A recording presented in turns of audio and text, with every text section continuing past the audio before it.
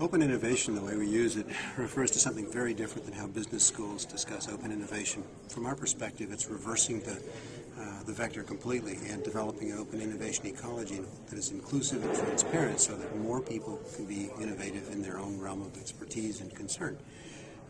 Traditional open innovation, as if you could call something that's 5 years old traditional, is basically opportunistic innovation where companies internalize whatever's outside. It's common sense in a lot of ways. It's the not invented here syndrome banished.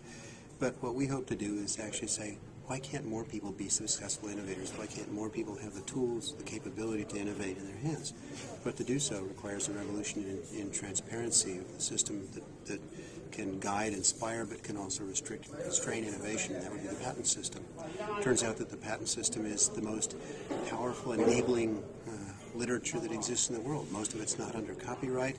All of it has to teach you how to do something, how to make a widget, how to build a new service, a new capability. It has to teach you that, unlike scientific literature. But virtually no public sector scientists and very few of the general public read the patent literature.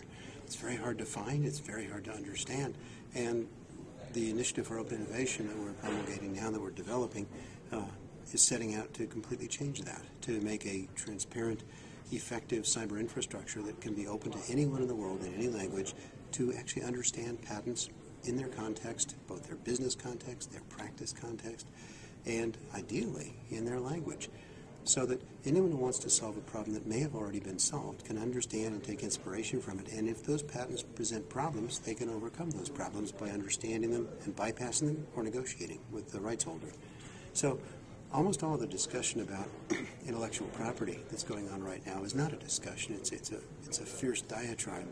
And what we really need is evidence bases to move forward so we can have fine-grained policy, fine-grained practice that actually just refers to what's really happening on the ground. So all this transparency can only happen when we integrate the data sets, make them widely available, curated but marked up, and most importantly, to develop what we call landscapes, innovation or patent landscapes that take professionals in, let's say, pharma patenting, who analyze the truth of the matter in patents that might be in the United States and Europe and Japan, but perhaps nowhere in sub-Saharan Africa. Analyze them and point out the meaning of a particular patent or technology in the bigger context in which it has to occur to make a product. So anyone that wants to truly innovate, and that is not simply to do something new, but to see it impact the market, to see it impact society, has to engage in an entirely complex process, much of which will be certainly outside their own expertise or even interest set. And what we have to do is broaden the scope of enablement so that anyone can participate actively at wherever the innovation system they are most comfortable and most important. So the IOI sets out to develop the cyber infrastructure to make it a curated, context-dependent facility.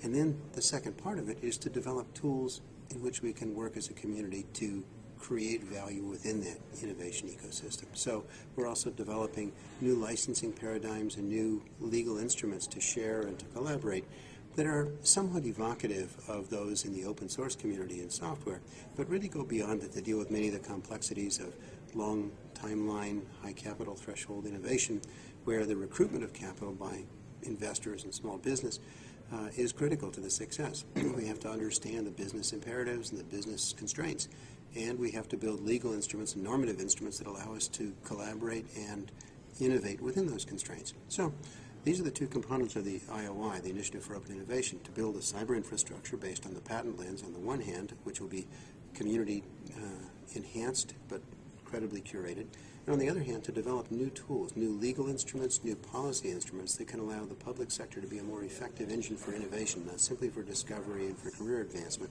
for legitimate innovation for the public good.